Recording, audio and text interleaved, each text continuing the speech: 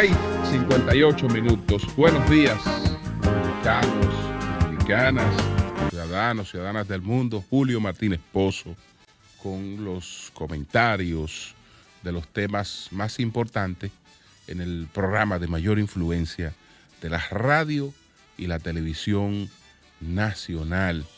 En este día de Nochebuena, pues un abrazo muy especial a toda la audiencia del Sol de la Mañana, a todos nuestros televidentes a través de el canal 23, a todas las personas que nos siguen a través de las redes sociales, a todos, desearles pues una cena navideña, alegre, armoniosa, junto con todos sus seres queridos, con la presencia de muchos que viven fuera del país, con la presencia incluso de los ausentes, ¿no? De los que ya han partido para siempre, que en esta ocasión también siempre están presentes aquellos buenos momentos vividos con ellos en esta tradición navideña. Entonces, nuestros puntos de hoy, nuestra agenda, desde luego que aborda esta tradición, su significado. Está pues la preocupación, o no la preocupación, sino una información concreta sobre el impacto que tuvo la campaña negativa que se hizo contra la República Dominicana en el turismo, un caso de impunidad internacional que hay que repudiar, que ha sido con el caso de el asesinato, descuartizamiento del periodista Yamil Khashoggi, ocurrido en el consulado de Arabia Saudita en Estambul. Y bueno, hay una información ahí ya sobre la entrada en actividad comercial de Punta Catalina 1 y algunos datos importantes. Entonces, empezando con el tema de esta tradición que hoy nos congrega a todos, una de las más hermosas tradiciones que tiene el año, porque no creo que haya un momento como este para los dominicanos, que ya también muchos están celebrando Acción de Gracias, pero aquí en la República Dominicana el significado de este encuentro, de esta unión familiar que se da pues el 24 de diciembre, creo que no tiene parangón. Y desde luego todo esto hunde sus raíces en el festejo de la abundancia, que es también una consecuencia de el padecimiento de precariedades, el padecimiento de precariedades. Entonces, esto desde luego que está asociado, digamos, a toda la economía agrícola, que siempre fue una economía sumamente volátil, donde pues tiene sus periodos de grandes precariedades y sus periodos de abundancia, y la abundancia siempre es un motivo para agradecer a Dios, para agradecer a la vida. Y bueno, no era propiamente una tradición cristiana. no lo era, pero se convirtió en una tradición cristiana y es innegablemente una tradición cristiana, aunque no nació como tradición cristiana, porque estaríamos en la víspera del nacimiento de Jesús. Y entonces este festejo que anticipa el nacimiento de Jesús, así lo tenemos, digamos que 325 años después de la muerte de Jesús, de su crucifixión, cuando así lo decretó y lo estableció el Imperio Romano, quitando esta tradición a fiestas paganas que se daban con este mismo componente. Ustedes ven que todavía esto tiene muchos elementos del paganismo. Esta fiesta donde la gente consume bastante alcohol, de todo tipo de alcohol, etcétera, pudiéramos decir que tiene sus herencias más paganas que cristianas. El símbolo de la Navidad en nuestros hogares, que es el árbol de Navidad, denuncia claramente cuál era el origen de esa tradición, porque la tradición de esta celebración era un homenaje al Sol Invictus, y por eso la simbología del arbolito es un homenaje a las luces del sol, y después se transforma en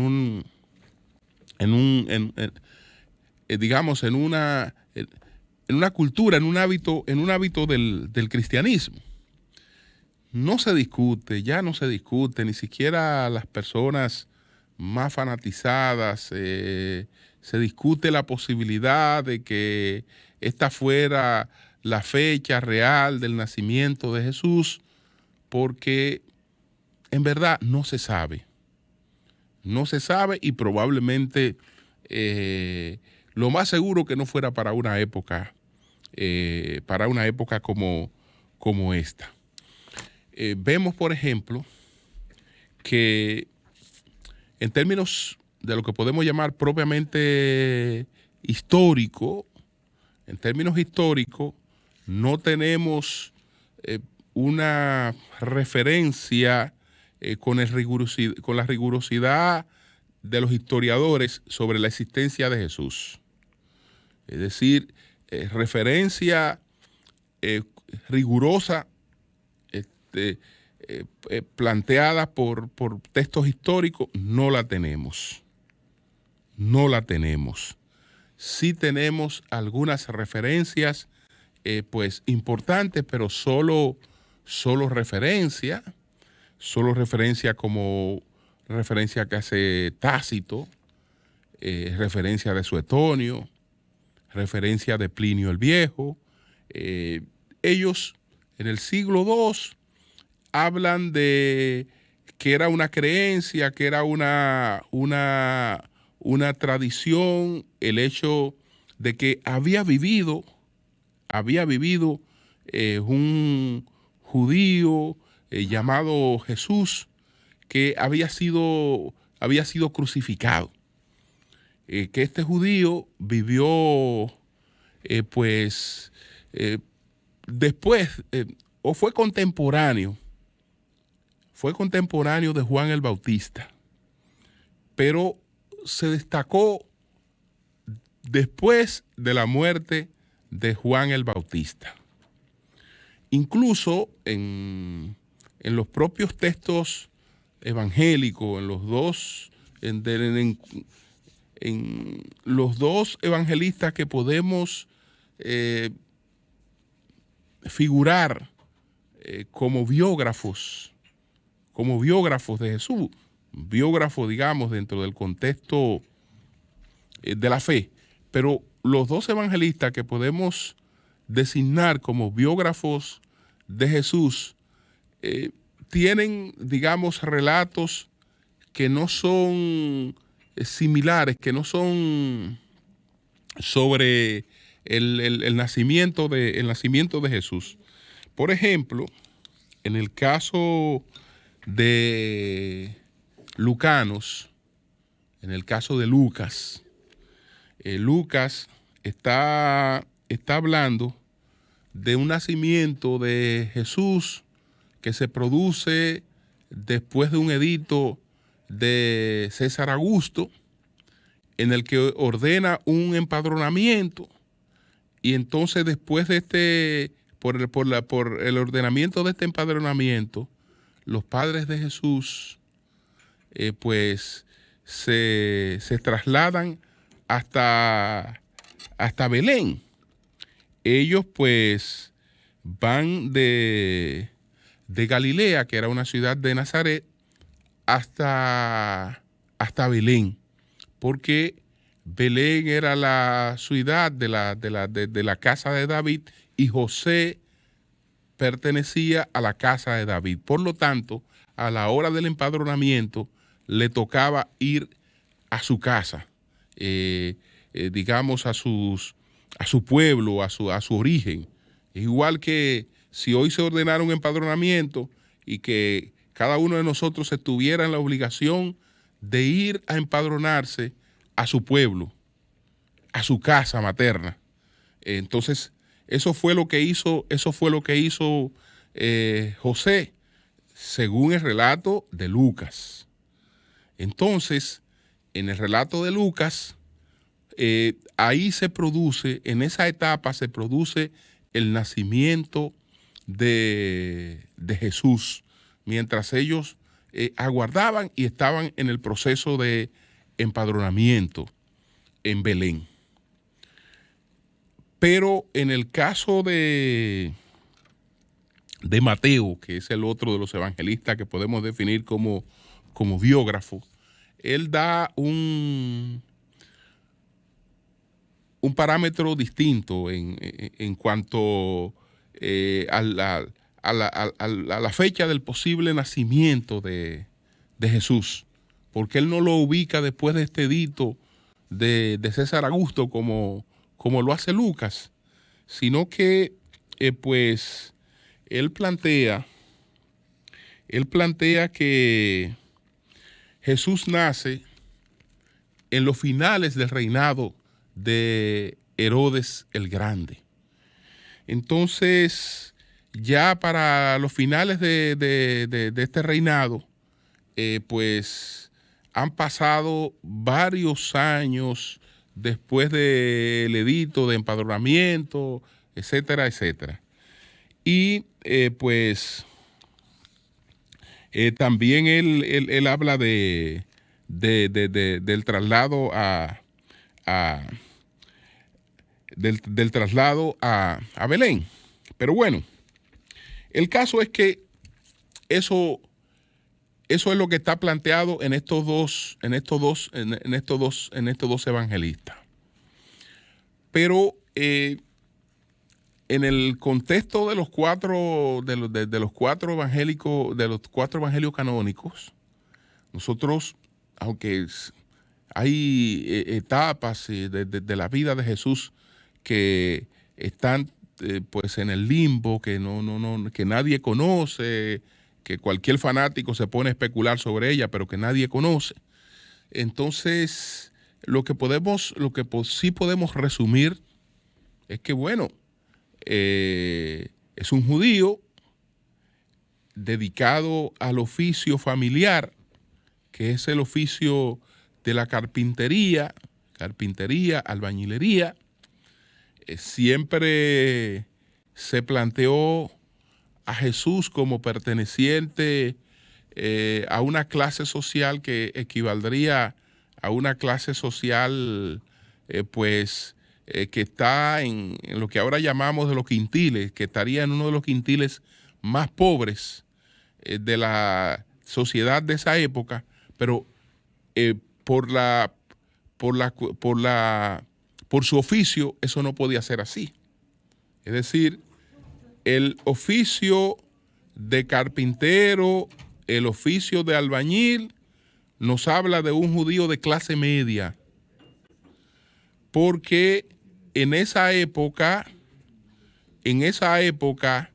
los oficios y las ocupaciones estaban predeterminadas, es decir, desde antes de usted nacer, por el tipo de familia en la que usted nacía, estaba predeterminada cuál iba a ser su ocupación.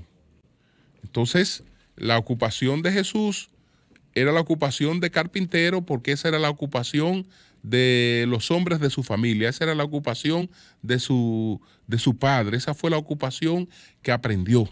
Entonces, esta ocupación lo ubica claramente en la condición de un judío de clase media. Entonces, este judío de clase media, creció y vivió ejerciendo su oficio hasta que abandona todo, abandona su oficio para irse detrás de Juan el Bautista, que lo bautiza en el Jordán. Entonces él se incorpora al movimiento de Juan el Bautista, pero después, por razones, digamos, que no están claramente determinadas, tal vez él entendió que su misión tenía otros componentes, él se separa del movimiento de Juan el Bautista.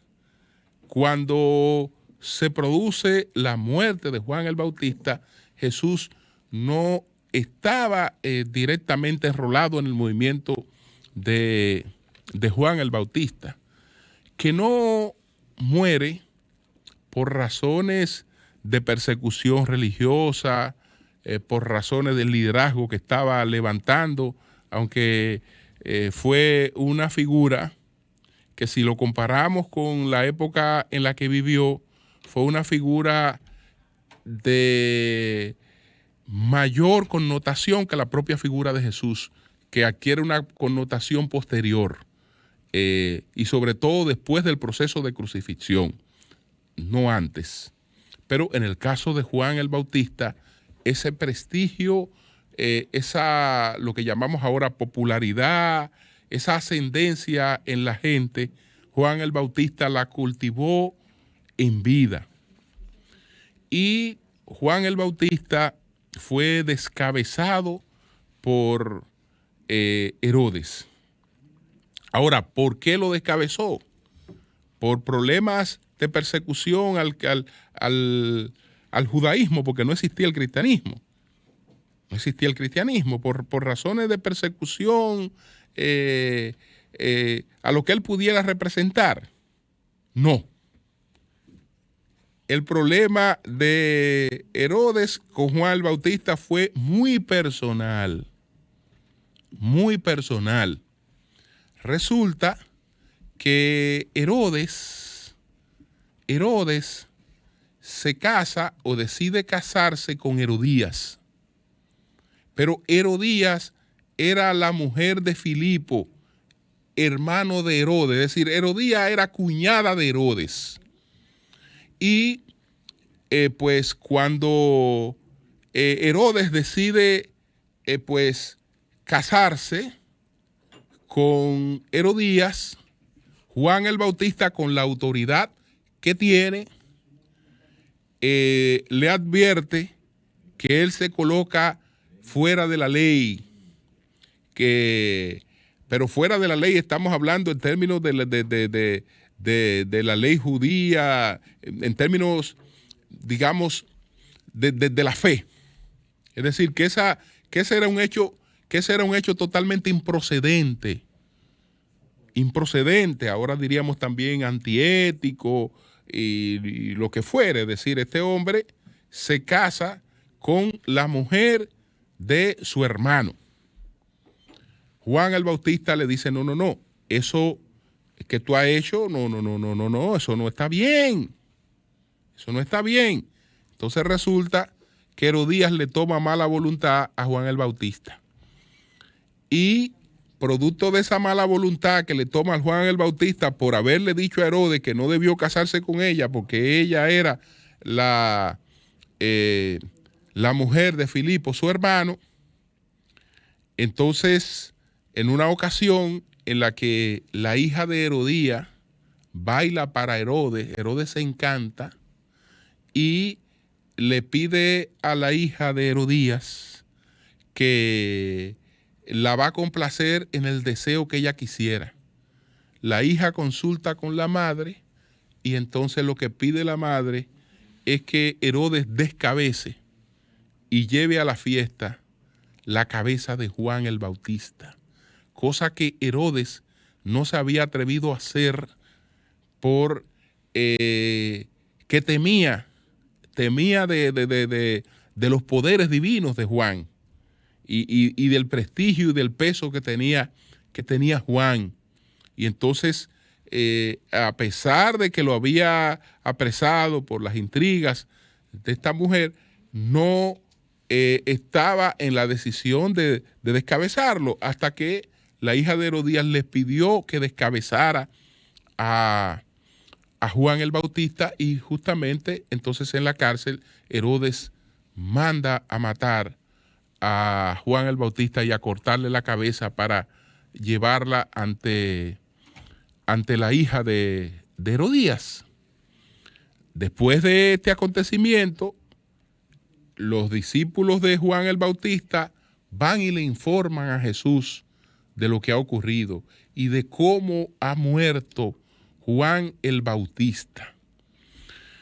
Pero Herodes, al enterarse de la existencia de Jesús, piensa que Jesús, porque él siempre creyó en esos poderes extraordinarios de Juan el Bautista, Herodes piensa que Jesús es la resurrección de Juan el Bautista. Caramba, me llevé de esta mujer, le quité la cabeza a Juan el Bautista y ahora Juan el Bautista ha resucitado y está encarnado en Jesús.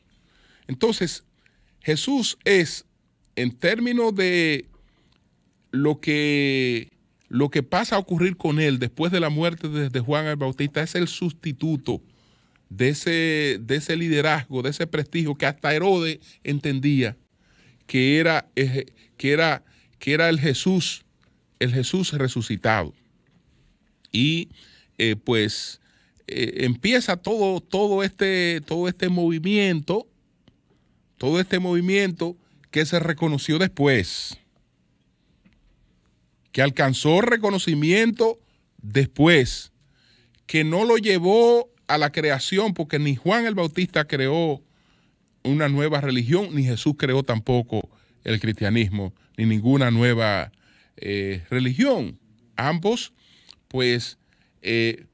profesaron su fe judaica y posteriormente los seguidores de Jesús le dieron otra lectura al mensaje de Jesús, al entender que todo lo que él había dicho y hecho transfería un mensaje católico, es decir, un mensaje universal, un mensaje que no iba solamente a los judíos, sino que era un mensaje que podía abarcar a los gentiles. Entonces, bueno, esto nos ha dado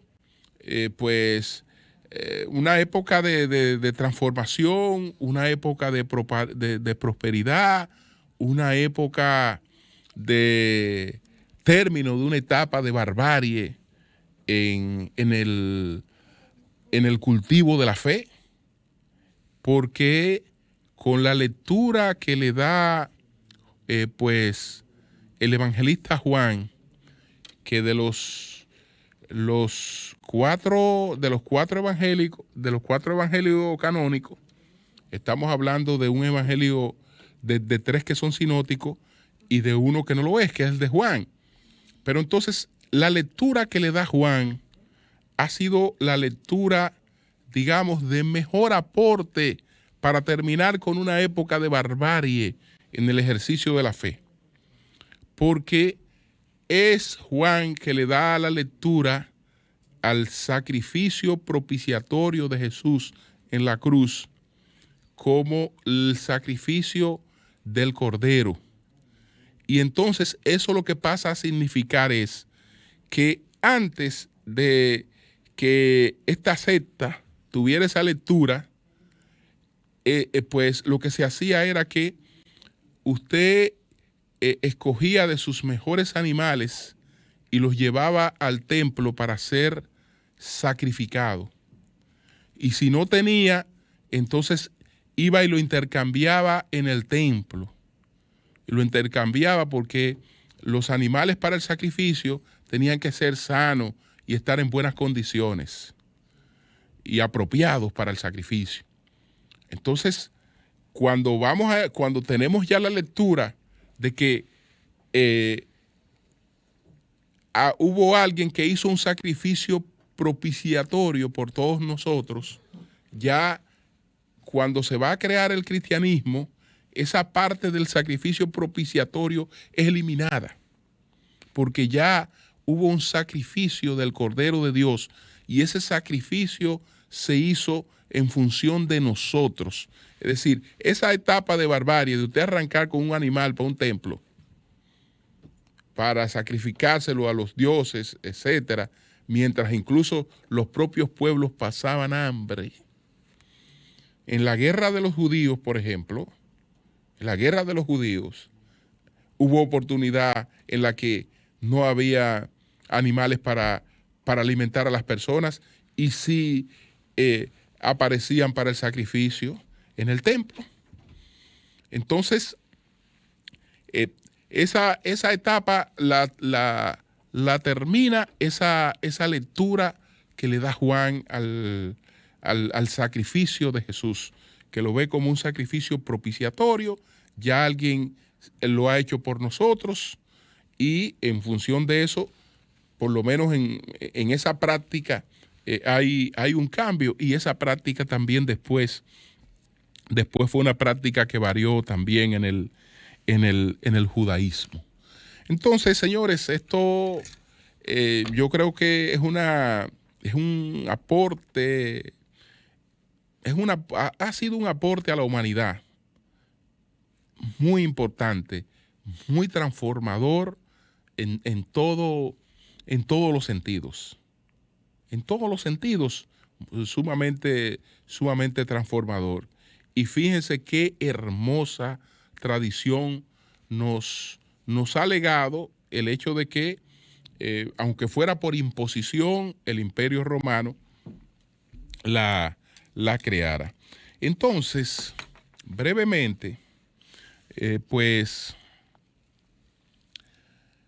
pasar al tema de lo que ha ocurrido con el turismo, que hay un reportaje en el día de hoy en el Diario Libre que en números concretos nos dice cuál fue, digamos, el saldo de esa campaña negativa que se hizo contra la República Dominicana. Estamos hablando de la caída de 4.2% en el segundo semestre de este año. Estamos hablando que dejaron de venir a la República Dominicana 211.867 turistas en relación con el periodo anterior y las expectativas que teníamos para este periodo. Entonces dejaron de venir 211.867 turistas que tienen un gasto calculado por día de $136.24 y una estadía de 8.25. Si estuviéramos hablando de lo que esto impacta, señores, esta gente dejó de gastar mínimamente unos 28 millones de dólares diarios. Estamos hablando que solamente en el impacto entre estas personas, y esto solo se está refiriendo a turistas extranjeros. Esto solo está evaluando el impacto en turistas extranjeros. Esto significa, estamos hablando de una pérdida que anda por los 250 o sobre los 245 millones de dólares. Sobre los 245 millones de dólares solamente en esto. Calculado promedio mínimo. Entonces, evidentemente que ya sabemos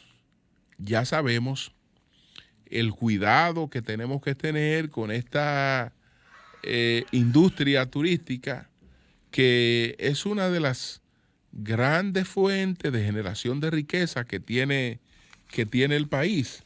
Este reportaje, en este trabajo, que está firmado por Edwin Ruiz, dice que 1.837.2 millones de dólares fue la inversión extranjera directa en el sector turismo entre el 2013 y el 2016. Entonces, para la economía dominicana, el sector turístico representa una de las principales fuentes de divisas. Representó en el 2018 el 9.7% del Producto Interno Bruto, además de que viene creciendo en relación con años anteriores, como sucedió en el 2016, 8.9%, y en el 2017, 9%.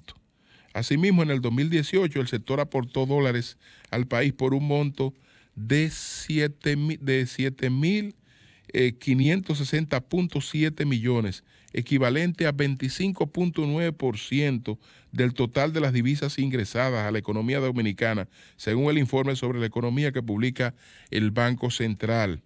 El sector turístico dominicano, con sus 327.000 empleos directos, según datos del 2016, es el destino de una inversión extranjera directa que entre el año 2013 y el año 2016 sumó 1.837.2 millones de dólares, según datos del sector. Pero desde mayo pasado estuvo bajo el embate de un tsunami mediático sobre informes de muertes de turistas en lugares considerados paradisíacos como Punta Cana. Ya vemos, señores, entonces, que tenemos que aprender de lo que nos ocurrió con esta campaña para poder tomar todas las previsiones de lugar. Bueno, desde este apartado lugar del mundo, no tan apartado, pero bueno, en relación con la ubicación geográfica de Arabia Saudita, estamos bastante alejados. Pues no quiero concluir este comentario de este día 24 de diciembre, de este día de Navidad, sin pues expresar mi protesta, mi repudio a lo que ha ocurrido con el caso del asesinato del periodista Jamal Khashoggi, que en principio era muy cercano a la familia saudí, a la familia que reina en Arabia Saudita, incluso muy cercano al príncipe heredero. Después se distanció y empezó a ser un crítico del régimen saudí, se fue del país, se estableció en Estados Unidos, era columnista de el Washington Post, y entonces empezó a escribir artículos muy críticos. Por esos artículos críticos, entonces evidentemente que se decidió su eliminación física.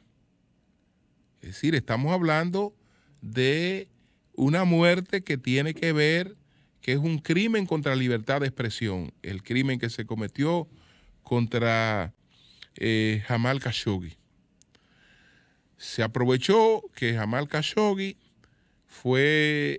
tenía un trámite en el consulado saudí en Turquía, en Estambul, en la capital turca, y allí pues se le citó, después que él fue a formalizar un documento, el día que le iban a entregar el documento, hubo todo un operativo para asesinarlo y descuartizarlo en el mismo consulado.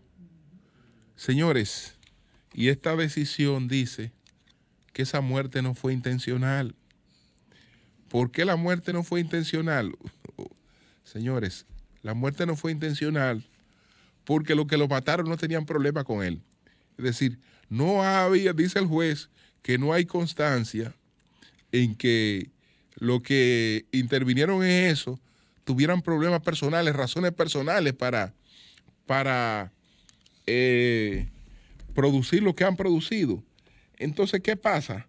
Los principales implicados fueron absueltos. Los principales implicados en esto fueron absueltos. Bueno, tiene que estar implicado, por ejemplo, el cónsul de Estambul, porque fue en el consulado donde se ocurrió eso. Sí, eso no puede ocurrir sin que el cónsul sea un cómplice de ese asesinato. No, el cónsul saudí está pues exonerado, pero también Bin Salman, que es asesor del príncipe saudí, exonerado. Está pues el jefe, el Ahmed Asiri, pues que es el subdirector de los servicios secretos saudí, que viajó directamente, exonerado. Los principales responsables de este crimen fueron absueltos. Fueron absueltos. ¿Y usted sabe qué se hizo? Se condenaron a muerte a 5 personas. Pero nadie sabe cuáles son esas 5 personas que se condenaron a muerte por este crimen. Por este crimen. No sé si se habrán sido de la misma persona que participaron para que después no pudieran dar testimonio, asemejando lo que ocurrió con el entierro de Gengis Khan, por ejemplo, que no se sabe dónde fue, dónde se enterró a Gengis Khan, porque se dispuso que 50 personas fueran a enterrarlo en un lugar desconocido. Entonces, cuando fueron a enterrar a Gengis Khan, esas 50 personas, a un lugar desconocido, entonces 100 personas fueron a matar a las 50 personas que enterraron a Gengis Khan en el lugar desconocido. Y después, eso que mataron a los que enterraron a Gengis Khan en un lugar desconocido también lo mataron. Y entonces quedó en un misterio, porque lo que fueron y lo colocaron en un lugar, a eso lo eliminaron. Después eliminaron a lo que eliminaron, y etcétera. Entonces, ¿cuáles son estas 5 personas condenadas por el crimen, por el asesinato contra al-Khashoggi? Tal vez, o de los mismos ejecutores, gente que después podía hablar, decir fulano me mandó, fulano hizo esto, fulano hizo aquello. 5 están condenados a muerte, pero ninguno de ellos, de los principales responsables de ese crimen. Y yo creo que eso, en pleno siglo XXI, es un acontecimiento que el mundo no debería sencillamente dejar pasar por alto. Cambio y fuera. Como dice Ventura, ajá.